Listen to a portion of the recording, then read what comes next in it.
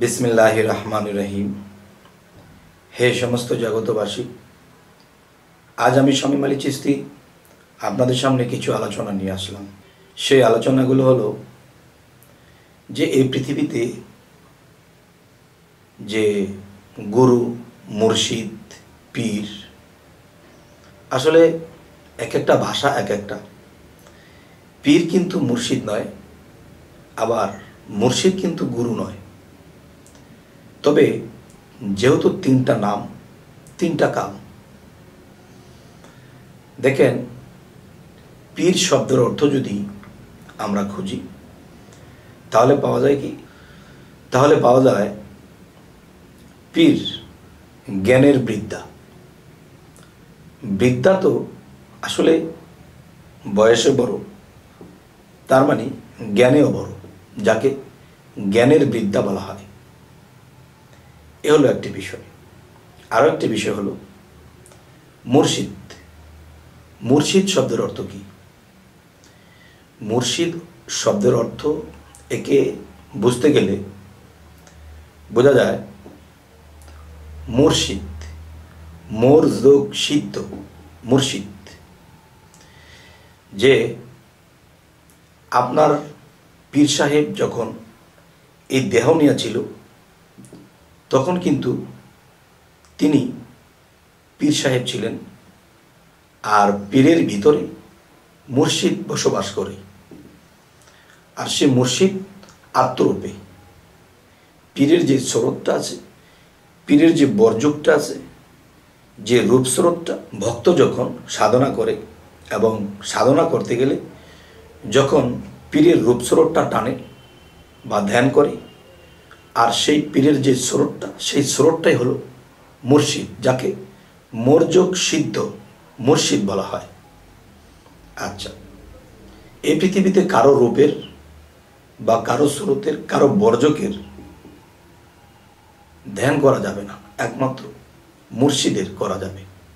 মর্যক সিদ্ধ, তার মানে মুর্শিদের রূপের সাথে নিজের রূপটা যখন একাকার হবে তখন এখান থেকে আরেকটা রূপ ভক্ত কোনো দিন দেখতে পাবে।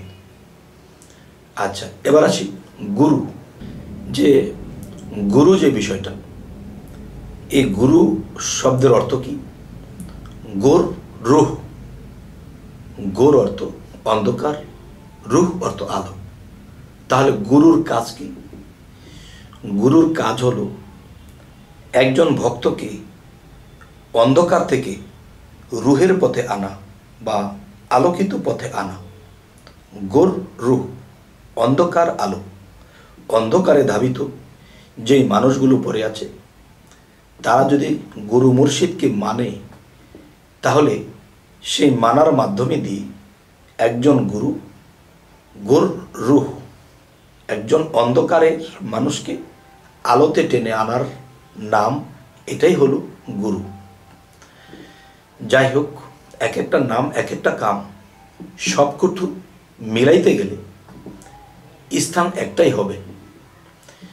যাই হোক, আজকের আলোচনা যেটি হলো সেটি হলো, দেখুন, যদি আপনারা কেউ মুর্শিদ ধরেন তবে জেনে শুনে বুঝে ধরবেন। কারণ মুর্শিদ ধরলে, গুরু ধরলে, পীর ধরলে জেনে শুনে বুঝে অনেক পরীক্ষা নিরীক্ষা করে একজন মুর্শিদকে ধরবেন। কেন বলছি? কারণ আপনি যাকে মুর্শিদ রূপে মানবেন, আর মুর্শিদ রূপটাই হবে রাসূলের, আর রাসূলের রূপটাই হবে আল্লাহর। যেদিন আপনি পীরের হাতে হাত দিলেন সেই দিন আপনি রাসূলের হাতে হাত দিলেন, যেদিন আপনি রাসূলের হাতে হাত দিলেন সেই দিন আপনি আল্লাহর হাতে হাত দিলেন। তাহলে যেই দিন আপনি পীরের হাতটা ছেড়ে দিবেন সেই দিন আপনি রাসূলের হাতটা ছেড়ে দিলেন, আর যেদিন আপনি রাসূলের হাতটা ছেড়ে দিলেন সেই দিন আপনি আল্লাহর হাত ছেড়ে দিলেন। তার মানে আপনি মুর্শিদ ধরলে আর কখনোই ছাড়তে পারবেন না। কারণ আপনি কখনো আল্লাহর হাত ধরেননি, মুর্শিদের হাত ধরেননি। তাই আপনি ছাড়বেন কি? আর যে ধরেছে সে ছাড়তে পারবেন না।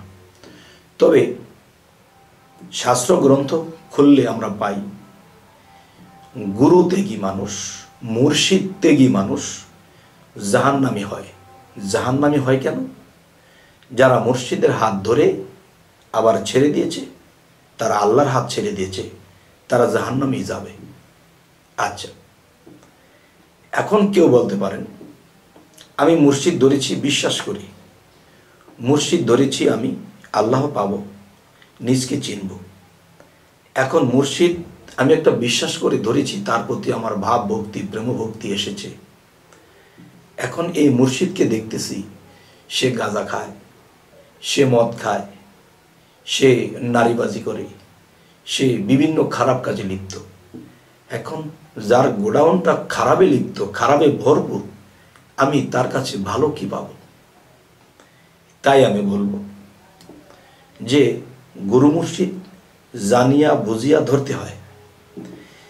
আচ্ছা, এখন যে মুর্শিদ, গুরু বা পীরকে ত্যাগ করা মানে আল্লাহকে ত্যাগ করা, তার মানে আমার জাহান্নামে যাওয়া। এখন আমি বলবো, তাদের উত্তরে আমি বলবো, যদি সঠিক মনে করে কোনো ভুল গুরু ধরেছেন বা তার মধ্যে কোনো শিক্ষা নেই, তার মধ্যে কোনো ভালো কথা নেই, ভালো পথের কোনো দিশারি নেই, মদ খায়, গাঁজা খায়, বিভিন্ন খারাপে লিপ্ত, তখন কি করবেন? তখন এরকম গুরু দিয়ে তো আমার জীবন শেষ। তখন কি করবেন? যে শাস্ত্র গ্রন্থ এবং আমরা কোরআন খানি যদি খুলি, তাহলে আল্লাহ কিন্তু এর ফয়সালা রেখেছে। আমি যদি মনে করি এটা ভণ্ড গুরু, এই গুরুর পিছনে থাকলে আমার জীবন শেষ, তাহলে আপনি মনে যখন সাক্ষ্য দেয় না, যেই জিনিস মনে সাক্ষ্য দেয় না, সেখানে তো ঈমান নেই। আর ঈমান ছাড়া জায়গা থেকে আপনার জীবন নষ্ট করে কোনো লাভ নেই। তাহলে অবশ্যই ভালো একজন কামেল মুর্শিদ আপনারা দেখবেন। এরপরে আপনি আরেকজন গুরুকে ধরতে পারেন। আর যদি আপনি বুঝেন যে একজন কামেল মুর্শিদ আমরা পেয়েছি, একজন ভালো গুরু পেয়েছি, ভালো পীর পেয়েছি, তিনি কামেল, তিনি চরিত্রবান, তিনির মধ্যে আল্লাহর শিক্ষা আছে, এরকম গুরুকে যারা ত্যাগ করবে তারা জাহান্নামে যাবে। তবে হে সমস্ত জগতবাসী, আজকে যে আলোচনাটি নিয়ে আপনাদের সামনে বসেছি, দুইটি সাইড কথা বলা হলো। যে আপনার চোখে ধরা পড়ে গেছে, আপনার মনে তার প্রতি ঈমান নেই, তাহলে এখানে আপনার থেকে কোনো লাভ নেই। আপনি একজন কামিল মুর্শিদকে অবশ্যই ধরবেন। তবে মনে রাখতে হবে, নিজকে চেনার জন্য যেহেতু বায়াত হওয়া, নিজকে চিনলে আল্লাহকে চেনা যাবে।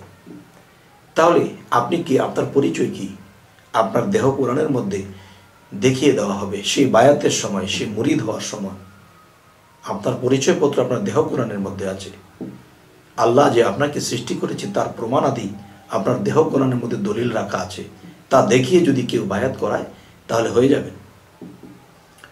আচ্ছা, এখন আমি যে কথাটি বলবো যে হায় রে, এতদিন কি করলাম, একজন গুরু ধরে কত বিশ্বাস ভক্তি করেছি, কিন্তু একসময় বিশ্বাস হয়েছিল, এসেছিলেন, যতটুকু বিশ্বাসের মাধ্যমে থেকে কাজ করেছেন ওই ফলাফল আপনি পেয়ে যাবেন।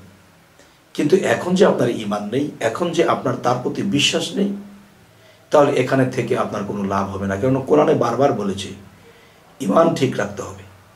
যার প্রতি ঈমান নেই, এখানে থেকে আমার কোনো লাভ নেই। তবে দেখেন, একদম কামেল মুর্শিদের কথা আল্লাহ কিন্তু বলেছে যে হে রাসূল, আপনার হাতের উপর যারা হাত দিল তাদেরকে বলে দিন তাদের হাতের উপরে আমি আল্লাহর হাত আছে। আল্লাহর হাত যে আছে তা দেখার বস্তু। দেখতে হবে যে আল্লাহর হাত যে আছে, তা দেখেই বায়াত গ্রহণ করতে হবে।